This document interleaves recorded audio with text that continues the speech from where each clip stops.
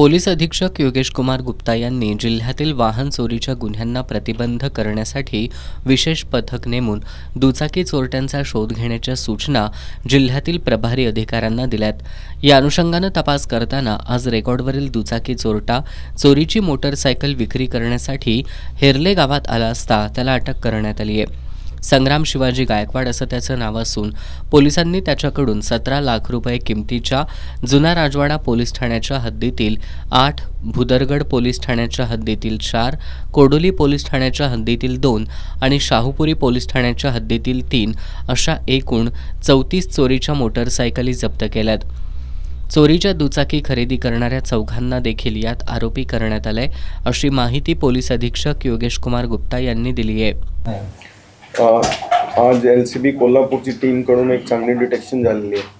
त्यांच्यामध्ये एक आम्ही आरोपी कडून 34 गाडी या टोटल मोटरसायकल 34ची रिकव्हरी झालेली आहे। त्यांच्यामध्ये 33 जे आहे चोरीचे मोटरसायकल आहे आणि एक जे मोटरसायकल ते गुन्ह्यामध्ये वापरण्यात आलेलं आहे। असं टोटल 34 मोटरसायकल वेगळे गुन्ह्यामध्ये आम्ही निष्पन्न करून त्यांची रिकव्हरी केलेली आहे आणि टोटल मुद्देमाल जे आहे जवळपास 17 लाखाचा मुद्देमाल त्यांच्यामध्ये आहे। ते जे आरोपी आहे तो रेकॉर्डवरचे आरोपी आहे। ते आधी त्यांच्यावरती ट्रॅक्टर चोरीचे आणि वेगळे चोरीचे गुन्हे दाखल होते।